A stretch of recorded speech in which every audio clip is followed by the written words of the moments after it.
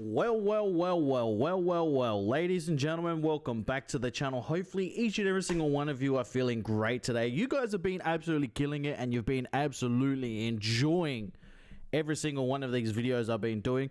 So this one was requested, I do believe this one was requested over on the video we did about some secrets about Harry Potter. I do believe this one was requested and then I bookmarked it. So this is called 15 Harry Potter deleted scenes that could have changed everything.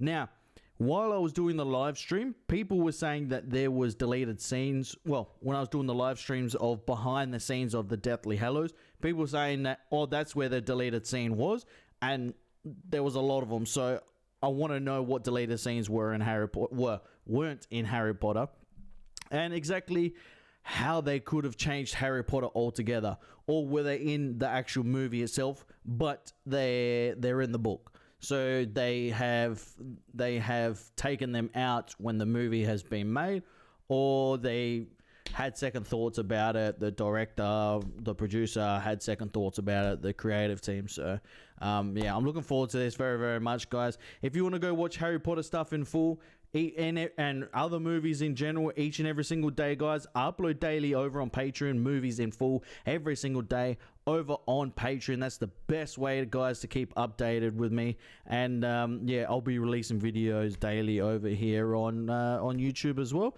but cut down videos. Just remember that they're cut down videos, but over on Patreon they'll be in full, guys. And now, without further ado, let's get right into it, ladies and gentlemen. Let's do this. Let's go.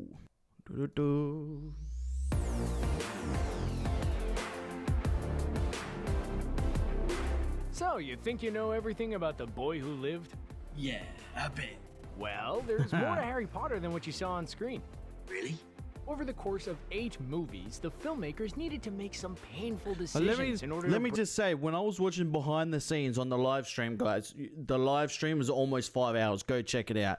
If not to, in a couple of weeks' time, I'll be doing another live stream, yeah, of behind the scenes of Harry Potter, the first film, and then we're going to do a whole pile of films, guys. But what I really did find, I just want to quickly touch base on it, is that the characters on the film are completely different to the people themselves that are playing these roles. A lot of them were absolute angels, absolutely beautiful hearted people, and that's the honest truth. And everyone in the live stream witnessed it. Bring your favorite movies about the wizarding world from the page to the screen. Join Screen Rant as we give you 15 of the most magical deleted scenes that just might change all the things you think you know about the alumni of Hogwarts School of Witchcraft and Wizardry. Begin. How many of you wish that you could know exactly what your friends, acquaintances, fellow students, or co-workers think of you at any given time? Just imagine that. A lot of us would be screwed. A lot of us would be screwed if our co-workers could find out what we are thinking. Yes, especially ones that were bosses. Yes. Don't think there'll be too many jobs available for a lot of people. Harry has an invisibility cloak at his disposal, allowing him to snoop on whoever he wants at Hogwarts at all hours of the night. I think I know what they're going to say. He's also lucky enough to have an honest group of best friends. Ron and Hermione have his best interests at heart, and it's no surprise that they're brutally truthful with Harry, even during their second year of schooling together. I think that's what makes their friendship so good. Their friendship was so good because they were brutally honest, yeah? And what happens is, when you look at the behind the scenes, they're actually the same way, basically. Very, very similar. Almost identical to how they treat each other on screen, as same way as off screen. They joke, they give each other crap. That's what they do. In the Chamber of Secrets, when Harry learns that he can talk to snakes, Harry begins to doubt who he is. After all, being a Parseltongue isn't exactly something witches and wizards fawn over. And Ron and Hermione fuel his speculation by agreeing that he just might be the heir to Slytherin. Hermione goes on to say, "For all we know, you could be." In an extension to this deleted exchange, Harry, sitting alone outside Hogwarts, asks his owl, "Who am I, Hedwig?" This deleted scene shows us firsthand that Harry has his own doubts about his background, and it feeds into the major mystery driving the... What, Wait, that was the only deleted little bit, just that. No, you could be. In an extension to this deleted exchange, Harry, sitting alone outside Hogwarts, asks his owl, Who am I, Hedwig? This deleted scene shows us firsthand that Harry has his own doubts about his background, and it feeds into the major... I wonder if these deleted scenes were deleted because of time restrictions, or they were deleted because, like I told you, the producers or the creative team, they didn't really like the idea of it. Mystery driving the plot. If Harry doesn't even know who he truly is, then perhaps the audience thinks Harry might be the one who's opening the Chamber of Secrets. We have an ad, guys. We have an ad. So yeah, that'd be very interesting. Very, very interesting to find that out. When the fifth book, Harry Potter and the Order of the Phoenix, was released, much of the hubbub among the fans came from the fact that Sirius Black, a fan-favorite character, met his untimely end. Actor Gary Oldman's portrayal made Sirius Black even more of a sympathetic and tragic character in the films. But much of the film series audience was left disappointed by the ending of the Order of the Phoenix movie. This stems from the fact that in the filmmakers' rush to reach the ending, we, the audience, weren't given much time to grieve Sirius Black's final moments on screen. While his disappearance beyond the veil in the Ministry of Magic fueled speculation over what actually happened to Black, this deleted scene might have helped some fans cope with the loss of this iconic Show me, baby, character. show me. This moment, removed from the end of the fifth film, sees Harry packing his belongings at the close of the school year. Ron enters and asks Harry to join him at the end of the year feast, but Harry isn't in the mood. Ron confides that he's not feeling hungry either, but takes the hint and leaves Harry alone. Downstairs, Ron sees Hermione and shakes his head. While we're given many scenes that solidify the main trio's relationship, this moment would have helped to better illustrate the impact of Sirius Black's demise on the three main characters before the end credits roll. Deathly Hallows... Okay. That would have added to the dramatization of the death, but that was... I could see it's not really important, but it would have added to it just a little tiny bit.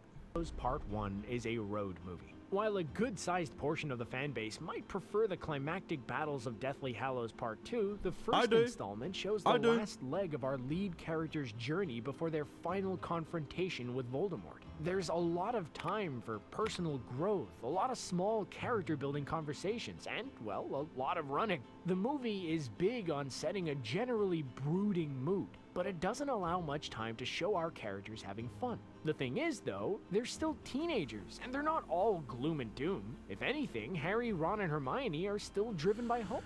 So it makes sense for them to have a bit of fun during their downtime. Unfortunately, one sequence showing Harry and Ron horsing around was removed from the finished film. When Harry and Ron spot a rabbit, they attempt to capture it. Eventually, they playfully turn their wands on each other, and it's all fun and games, up until Ron nearly gives Harry a bad wound by accident. This moment seems to remind the characters of the danger they're in, and they quickly return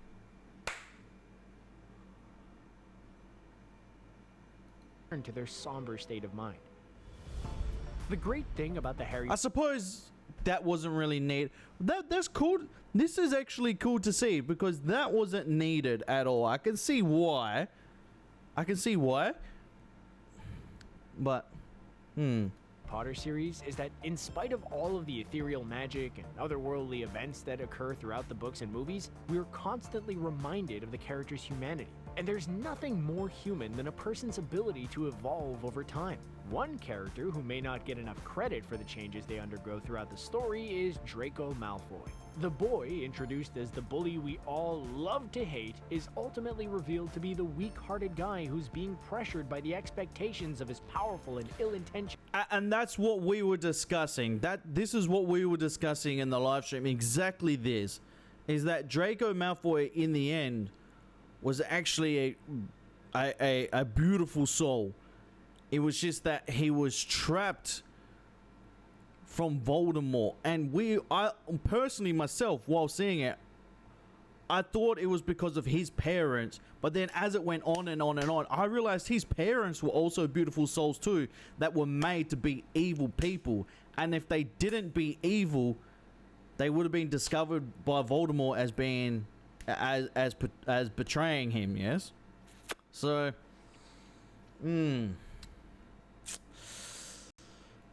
family. When he finally starts to turn against his family and their support of Voldemort toward the end of the series, it's a small victory among all the chaos of the Battle of Hogwarts. One deleted moment would have added to this dynamic. When Harry is facing off against Voldemort in their final duel, the boy who lived has just been resurrected and challenges the leader of the Death Eaters to one last face-off. In this sequence, Draco, who's seemingly inspired by his former rival's survival, throws Harry his wand. It's a nice touch and makes the finale of the series that much more satisfying. That was needed. That should be in there. Why was that taken out? You're having a laugh. Holy tits! That should have been in there. What? How's that not in there? What? That, out of all of them so far, that should have been in there. Flippin' ache. When The Prisoner of Azkaban was released, many fans were shocked by the visual style and darker tone of this film, especially when compared to the two previous installments. With the first Yeah, exactly. How dark it got. How dark it got. I really noticed that. How it turned. But also, it turned from a kid's film into a teenager's film. And that's because the kids that grew up with it were also growing with the characters, yeah? So the kids ended up... The kids that first fell in love with Harry Potter, they ended up growing with the movies themselves.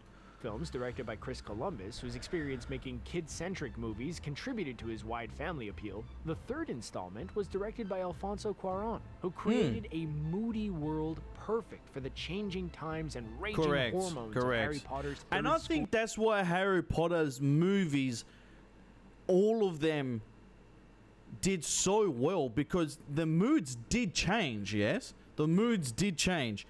And for me, that's why they lasted for so long, and they could go as long as the books. Because if they stayed at that PG level, I don't think it would be the same. School year. Many followers of the franchise were thrown off by the style shift and complained that this film was less true to the books than the first two movies. While Alfonso Cuarón did take some liberties, he managed to fit most of the book's big moments into the finished film. One bit that was left on the cutting room floor, however, involved the Sneakoscope. The device that Ron gifted to Harry activates when anybody with nefarious or untrustworthy intent is lurking around. It turns on when Harry is around his pals, and our hero believes it's broken. Yet, the Sneakoscope is later proven to be fully functional when it's revealed that Ron's pet rat, Scabbers, has been the traitor Peter Pettigrew this whole time. Okay. So that also would have added to it as well. Interesting. These deleted scenes have been very, very interesting so far, guys. Very, very interesting. Another moment cut from Prisoner of Azkaban proves how close director... Well, I think Prisoner of Azkaban was really good. Prisoner of Azkaban was really, really good. Really good. Alfonso Cuarón tried to stick to the books. In the movie, we see the painting of the Fat Lady, whose portrait blocks the entrance to the Gryffindor dormitory. Yes. But we don't get to see the painted blundering knight known as Sir Cadogan.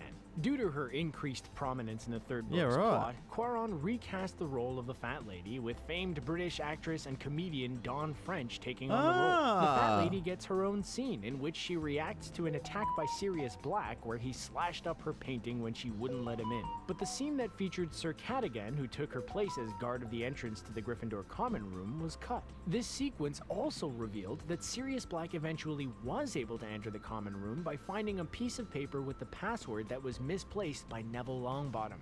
Poor Neville. Screwing things up again.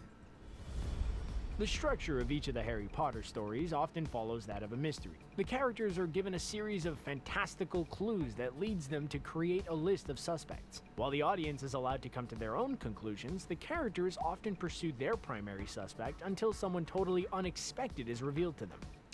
This was unexpected. I had quite a shock. Quite a shock. In the Goblet of Fire, however, we were originally Oh, going here to we be go. treated to a scene in which the lead trio talked through their suspicions and pieced it all together before our Okay. eyes. In Goblet of Fire, this particular scene works well because it shows how Harry, Ron, and Hermione have developed through the course of their adventures over the past several years. It also shows how disillusioned they've become with the authority figures in their lives. Ron believes Cornelius Fudge and the rest of the Ministry of Magic will cover up the negative events surrounding the Triwizard Tournament. Hermione goes on to theorize that the pain around Harry's scar, among other things, point to bigger things at play. We as the audience may think these facts are pretty obvious, but it's Yeah. a big deal to hear these characters coming to these conclusions themselves. Yeah, that would have. I think in the moment of that time where we didn't know the end result, I think that would have added to the storyline more and had us thinking a lot more as well. Interesting. Very, very interesting. See, what I think too, guys, is that I think the movies become somewhat predictable because a lot of people read the books. Because I didn't read the books, I had to think hard and concentrate to the maximum. And my shock values just went through the roof throughout this whole entire film. Well, throughout all of the Harry Potters. Hogwarts, Hoggy Hogwarts, teach us something, please. I'm not paid enough to do this, guys. Nope, that's not the latest hit song by the Weird Sisters. That is the official Hogwarts school anthem. According Huh? to Harry Potter experts, the last What? I thought he was having a laugh. Are you joking me? time that song graced the Great Hall was during the Great Feast at the start of Harry's first year. Yes, J.K. Rowling included this catchy little ditty Hogwarts, Hogwarts, Hoggy Warty Hogwarts, teach us something please. Whether we be old and bold, or young with scabby knees, our heads could do with filling. With some interesting stuff, for now they're bare and full of air. Dead flies and bits of fluff, so teach us things worth knowing. Bring back what we forgot. in the Just do your best, we'll do the rest, and learn until our brains are rot. But how would they sing that? Hogwarts, Hogwarts, Hoggy Warty Hogwarts. Teach us something please, whether we be old and bold, or young with scabby knees. Our heads could do with filling with some interesting stuff. For now they're bare and full of air, dead flies and bits of fluff. So teach us things worth knowing, bring back what we forgot. Just do your best, we'll do the rest, and learn until our brains all rot. I stuffed that one up. It was good until the end. And learn until our brains all rot. Sorry, I had a message and I was thinking about the message as I got it sent to me. Interesting. very first book. But it wasn't committed to film until the fourth movie, Harry Potter and the Goblet of Fire. Dumbledore conducted while sing-along font appeared above the teacher's dais. Some of the students sang with more gusto than others, and while it's a lot of fun to watch in the special features in the Goblet of Fire DVD, it did not make it into the final version of the film. Perhaps the filmmakers thought that there were already too many musical moments, with Durmstrang Nah. I don't think they would have been. I reckon that would have been cool because I don't know. I would love to hear that. I didn't get to hear the deleted scene because this guy is talking over the top of it, so I didn't get to hear it. But I'd like to take a look at it. and Beauxbaton each getting their own entrance music and the school dance occurring later in the movie. Still, it would have been nice for audiences Have you heard of High School Musical? Anyone?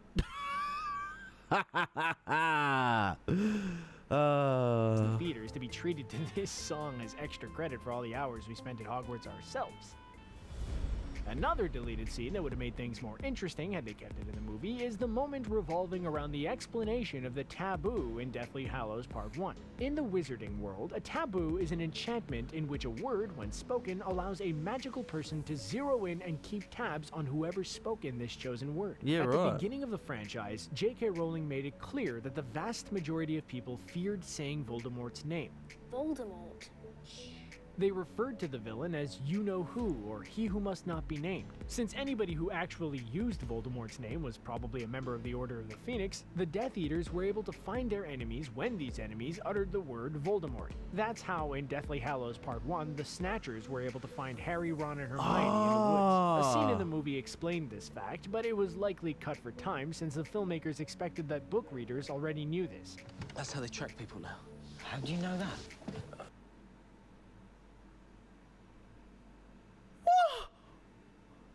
How could you cut that out? That's so important. That is so important. So I went through all the movies wondering, with my finger up my ass, wondering why the heck are they so worried about saying his name? Because I was saying, stuff it, just say his name. Overheard some This is bloke in the big. ministry talking This about is it. big. They also probably figured that most fans who just watched the movies were probably already too swept up in the seventh movie's story to really care about the details. Hello? Me? I would have loved it. I would have loved it. I would have loved that. Still, this scene would have helped fill in the blanks for uninitiated viewers. Hello? Definitely me. Definitely me being one of them, guys. Definitely me. Ah, those heady days of 2001 Oh, gosh, look at when those the glasses, first Harry boy. Potter film was released. At that time, fresh-faced fans likely had no idea Voldemort would return in the flesh as the main villain of the series. Back then, the biggest twist was that Professor Quirrell was the main villain of the series. Even book readers who were well aware of what happened to their favorite characters up through Harry Potter and the Goblet of Fire, which was published in 2000, had no idea Grindelwald would play such a big part in the later installments and movies of the franchise. To them, he was just a throwaway reference, mentioned as part of Dumbledore's bio on his chocolate frog card. See, I was thinking, right, why doesn't Grindelwald get talked about more inside of Harry Potter? And this makes me think that this was their plan all along, yeah? Whether to write a book directly about him or to have a movie directly about it and then come to find out that's what happened, yeah? But I think they should have included a lot more of Grindelwald in here. The card read, considered by many the greatest wizard of modern times, Dumbledore is particularly famous for his defeat of the dark wizard Grindelwald in 1945, for the discovery of the 12 uses of dragon's blood, and his work on alchemy with his partner, Nicholas Flamel. To have such a seemingly small detail become such a big part of the series is a This movie, okay, Fantastic Beasts, it's, I would say, a lot of people overhyped it, but it's a very, very underrated movie with some information that we all had question marks about Harry Potter, and I think a lot of people had Harry Potter expectations with inside of the movies. testament to J.K. Rowling's storytelling. So it's a shame that the moment when Ron reads this card aloud was cut from the first film. One of the key scenes in the series involves Harry and Dumbledore and the Half-Blood Prince, when the student and mentor visit the seaside cave to obtain one of Voldemort's Horcruxes. In one deleted scene, Dumbledore cryptically explains what Tom Riddle had previously done inside this cave, hinting at why this spot might have been important to the boy who became Voldemort. In another cave, Harry assists Dumbledore out, helping the old man walk. The effort to obtain the Horcrux really took its toll on the aged wizard, and Harry assures him everything will be alright as they hobble away. Dumbledore responds, I'm not worried, Harry. I'm with you. it's a nice moment because it continues to solidify the relationship between these two characters and demonstrates how Dumbledore never really loses his confidence and trust in Harry's abilities. Harry Potter's parents, Lily and James, appear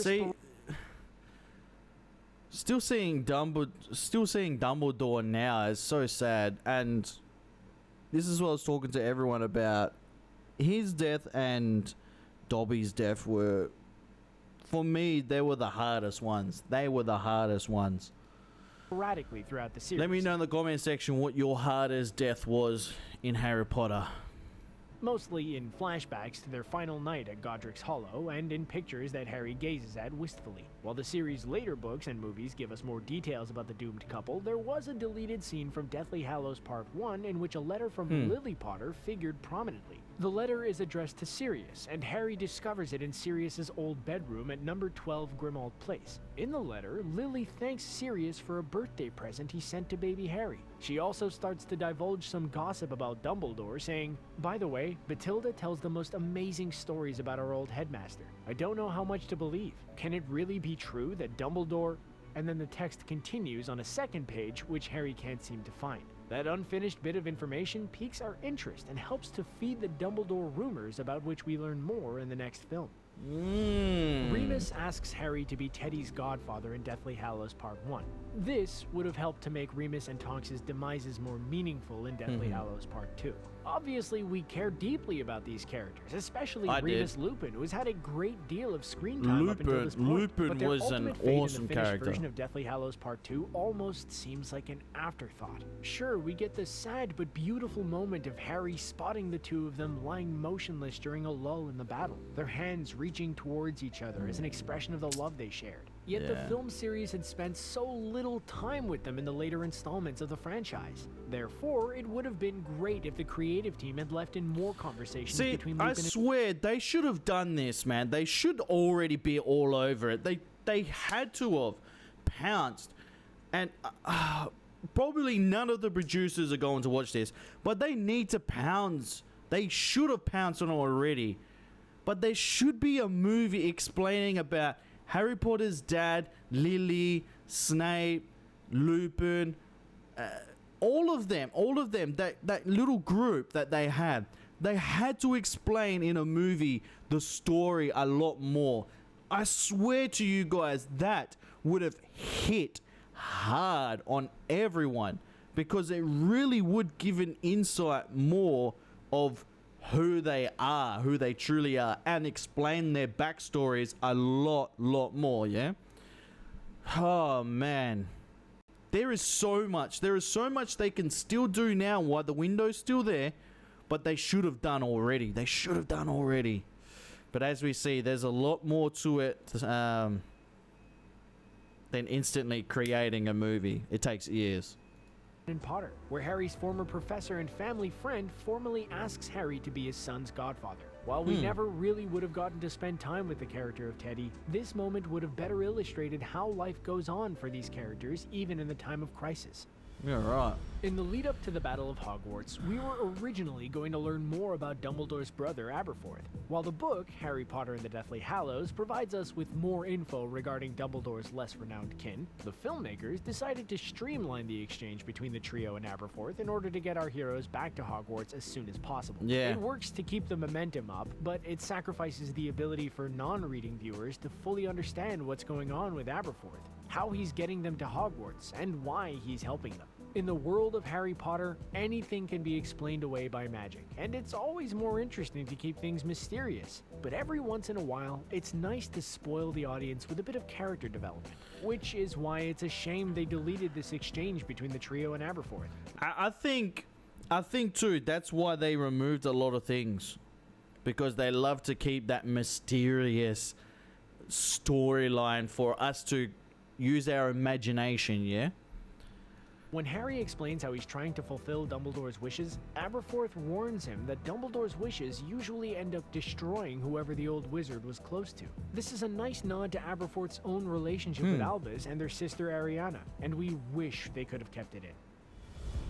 Throughout the series, the Dursleys have been nothing but horrible to Harry. Oh, they were. They have appeared at the beginning of every single one of Harry's school years. And since they've been such an essential, if small, part of Harry Potter's story, it was a shame their appearance at the beginning of Deathly Hallows Part 1 was reduced to a tiny cameo. Deleted scenes expanded on exchanges between Harry and his Aunt Petunia, as well as Harry and his cousin Dudley. In the first moment, Petunia stands Yeah, this is the one everyone was telling me about. This one in the live stream. alone in an empty room, ruminating on leaving her home of 20 years. She then goes on to say, You didn't just lose a mother that night in Godric's Hollow, you know. I lost a sister. what's interesting about this moment is that it's I not think that would have changed our opinion a little bit, yeah? A little bit, that would have changed our opinion of her. Because we all know that she was jealous. That's the way. That's why she was the way she is. She was the way she was. entirely clear whether Petunia is using this moment to try connecting with Harry in ways she's never fully able to, or if she's simply trying to get in one last dig at the boy before leaving him for good. Outside the house, Dudley approaches Harry for a different exchange. Defying Uncle Vernon's wishes to leave immediately, Dudley confides in Harry that he doesn't think Potter is a waste of space. It shows J.K. Rowling's and the filmmakers' belief that even the most pig-headed and hard-nosed people can change and evolve over time. See you, Big D. See you, Big D. This is what I just said. Let me just go to the big view. Wait a sec. That's it, yeah? After Okay. This is what I was saying, guys. This is what I was just saying in the film I just watched, Wreck-It Ralph, is that no matter how evil you are in this world, you are born beautiful, you are born kind, you are born absolutely good. You are born innocent. But it's just your influences that have changed you around you, that have changed you over time. People that you have learned from have changed you, yes? Incidents have changed you. And that just shows me there, that deleted scene, that just shows me that the way his cousin was because of his parents. The way his parents were because of their jealousy towards Harry's parents. So that just goes to show me that, well, that goes to show us all that no matter how evil someone is, just remember that there's good inside of them. There's good inside of everyone because we're born good. We're all born innocent. But like I said, it's just how we've turned into those evil people over time, yes? How we have learnt bad behaviors, bad morals, yes? So there's some things in these deleted scenes I wish they included. Like that one, that one, no wonder why they were so worried about not saying Voldemort's name. Because then he would be able to detect everyone that was very interesting in itself. They should have kept that in because that's a piece of information that would have helped me out a lot because I was somewhat raging at it. And for me, like I said, going back to the deleted scenes, yeah, what they should have added was a little bit more story, like I said, backstory of that whole friendship around Harry's parents and Snape. Because to me, that's so important. That sort of interaction between them is so important within the whole story. And maybe they're saving that for a movie in the future. I'm hoping and fingers crossed they are. But yeah, there's, whether it was time constraints or not, I feel like they could have added a lot more inside of the movies. But hey, I'm just being picky and I just wanted more, yeah? I just wanted more. So, wow. Interesting. Very, very interesting, guys. There you go. There you have it. I mean, if there's anything else that I have missed that was really important, I mean, at the end there, that was quite significant. Number 15 with his family. Now I can call him his family. But that was very important, especially that moment where his cousin comes up to him, yeah, and basically apologizes to him. And then his auntie was being remorseful. She was, you know what I mean? She was an absolute wanker to him the whole time. So, I feel like they should have kept that. Yeah, I don't know, guys. I don't know. Maybe if they kept all the deleted scenes, it would have been an extra 45 minutes. I don't know. But let us know what you think, guys, in the comment section. What deleted scene out of all of these do you think they should have kept in? Let me know in the comment section. Or if there's anything else you think they should have added which wasn't on here, let me know in the comment section down below. I would love to hear your thoughts and opinion, guys, as always. I always do with Harry Potter, always. Anyway, guys, take it easy. I'll speak to you very soon. Remember, if you want to go watch movies every single day, down in the description down below, head over to Patreon where you can watch movies and TV series every single day with me, as well as all the Harry Potter movies. They're all in full over on Patreon, so go check them out. Anyway, guys, I'll speak to you all very, very soon. Good morning, good afternoon, good night, wherever you are around the world. Bye, guys. Take it easy. Bye.